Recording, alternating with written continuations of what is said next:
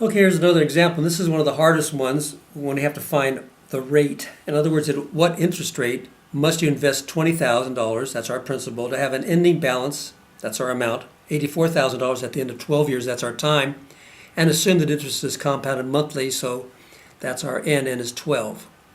So the reason why this is kind of tricky is because the r is really nested inside the formula. So again, let's take our formula and we'll put our data in. So I've got it down over here. And always write down your formula. Like I said, it's easy to remember that way. And then my amount is 84,000. The principal is going to be 20,000. That's how much I'm investing. And then 1 plus an r is what I'm looking for. N is 12. And I've got n is 12 again times t, which is also 12. So I've got 12 times 12. 144. Okay, so we're going to try to get at this r. So the first thing we would do is probably try to move this 20 over here, because I see a lot of zeros that are going to cancel with each other. So make sure you get your data in and know what we're looking for. So that's 12 times 12. N is 12 and t is 12. So it just happens to work out that way. Okay, so let's get at this. So first of all, divide both sides. So I've got 84,000 divided by 24,000. And that equals this 1 plus r divided by 12 to the 144th power. It's 12 times 12. Now I can simplify this. I see a lot of zeros. So 10 over 10 is 1. A bunch of 10s over 10s, which become 1s.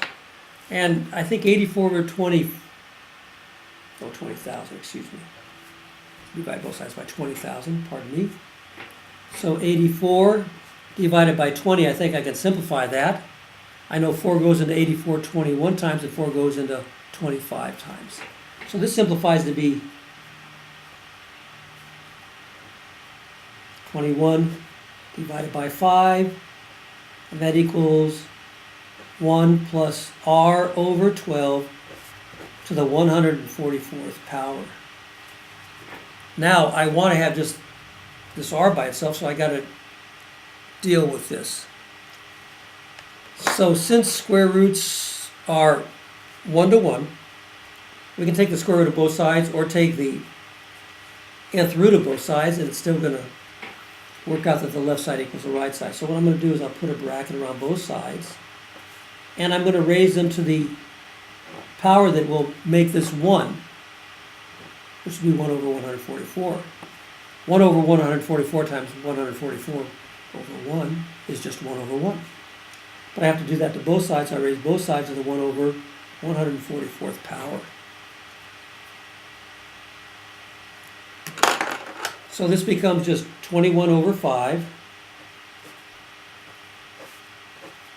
to the 1 over 144th power.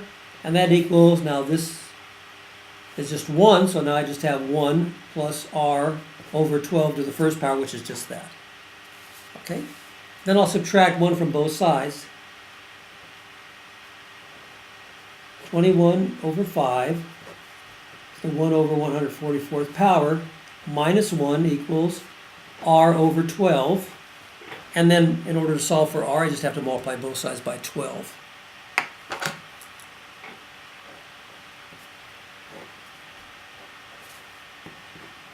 Over 12 is 1, so we have r equals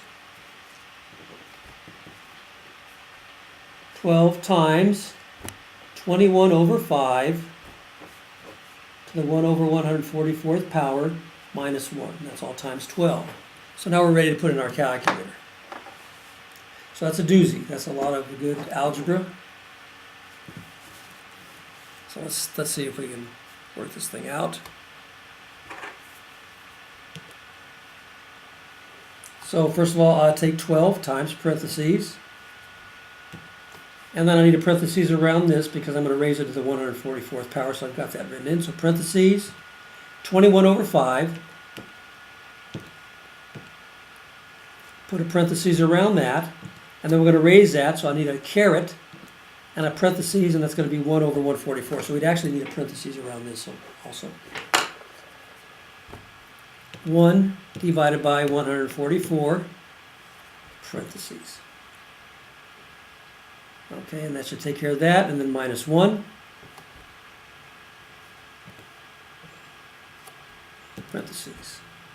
And press enter, and we get r equals 0.120,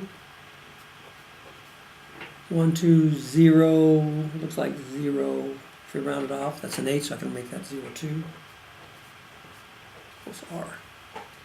Okay, 120, 18, since 8's bigger than 5, I'll make that round that change that 1 to 2.